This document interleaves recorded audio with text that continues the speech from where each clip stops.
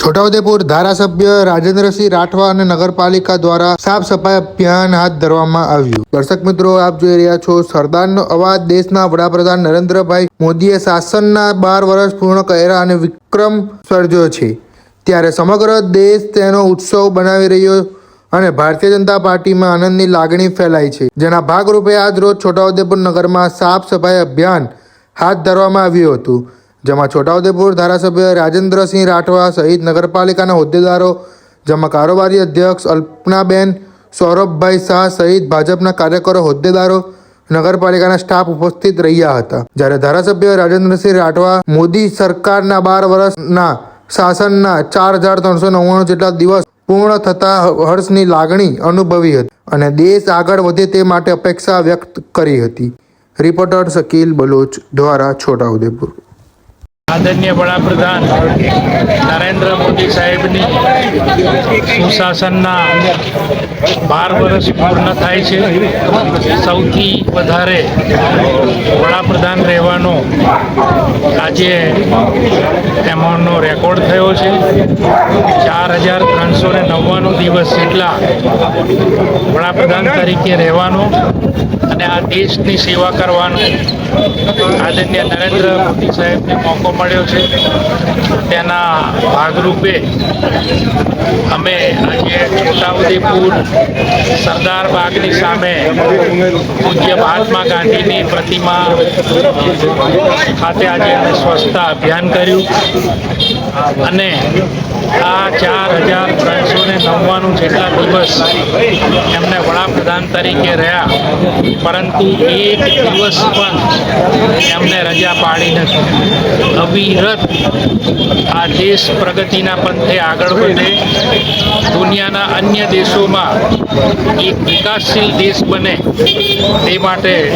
વડાપ્રધાન શ્રી હંમેશા પ્રયાસરત રહ્યા છે અને 2047માં ભારતની આઝાદીને 100 વર્ષ પૂરા થાય ત્યારે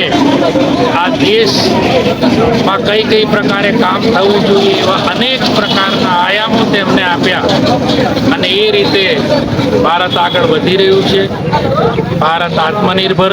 બને, ભારતમાં રહેતી તમામ પ્રજા સુખ, શાંતિ,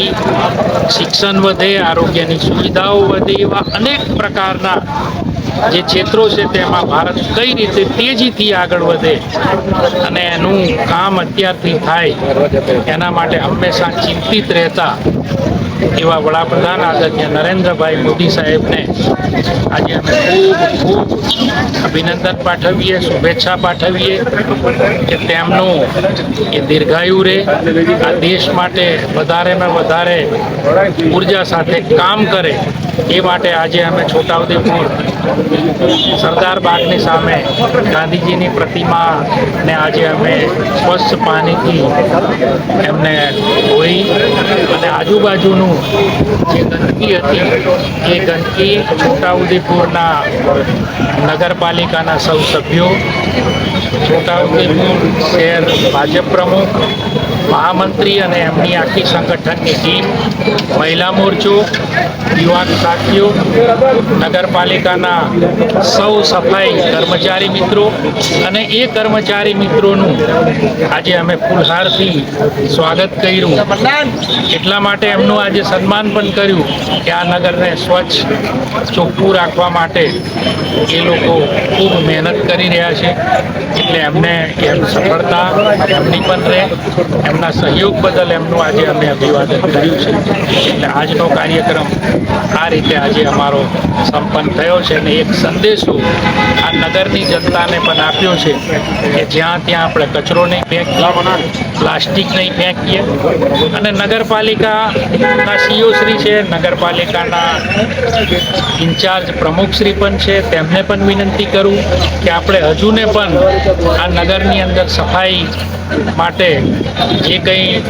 એની ડોલ મૂકવાની હોય, એનું જે કંઈ મૂકવાનું હોય એ મૂકીને પણ લોકો જ્યાં ત્યાં કચરો ના ફેંકે, જાહેર સ્થળોએ આપણા ચોખ્ખા રહે એવો પણ તકેદારી રાખે તેવી વિનંતી સાથે આપનો ખૂબ ખૂબ આભાર। ભારત માતા કી જય, વંદે માતરમ।